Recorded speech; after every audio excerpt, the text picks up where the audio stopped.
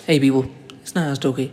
Now this is about the Seretse Khama. I'm not sure if I pronounced that right. So this is from globalshakers.com. The amazing life of Seretse Khama, the man who transformed Botswana. History is littered with people who, for one reason or another, never received the recognition they deserve.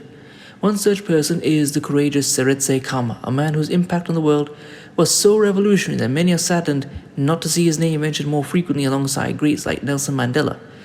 According to historians, Khama was known for his intelligence, integrity, and wicked sense of humor. He was born in 1921 in the British Protectorate of Bechuanaland. I don't know if I'm pronouncing that right.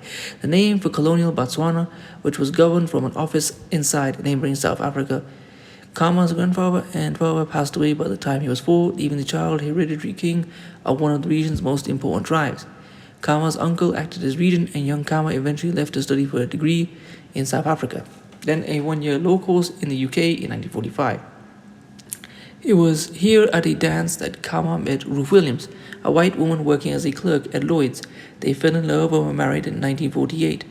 The simple union ended up drawing out the worst of colonial Britain and laying the foundations for Botswana's independence. The story was immortalized in a 2016 feature film starring David Oyelowo and Rosamund Pike. In 1949, Khama traveled back to Bechuanaland to convince his people that his marriage to a white non-royal woman would not stop him being a good ruler.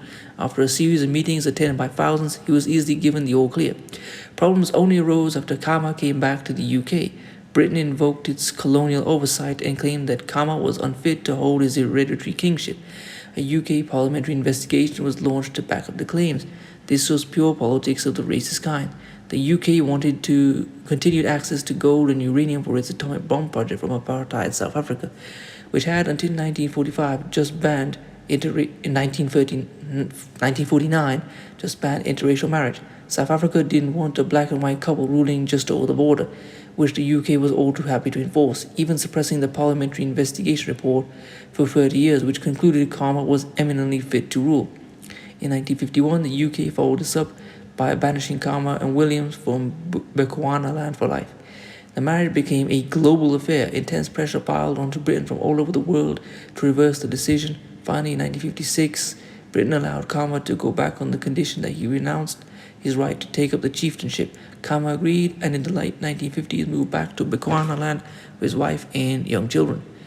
Khama's time away had turned him into a national hero, a victor against the colonizers.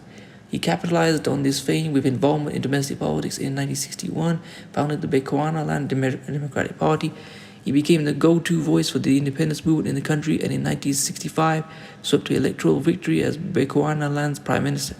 With this position, he managed to convince the British to move the capital of Bechuanaland out of South Africa, and in 1966 to secure independence for the country as its first president.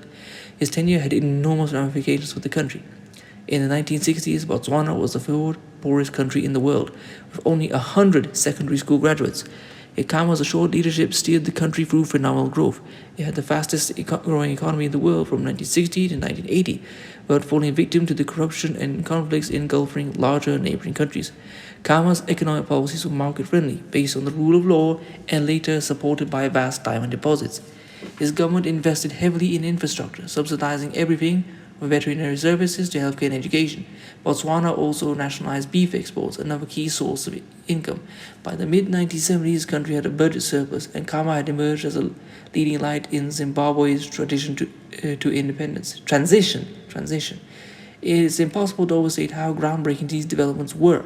Every single one of Botswana's neighboring countries, Angola, Namibia, Zimbabwe, Zambia, and South Africa, struggled with at least 15 years of conflict throughout the second half of the 20th century.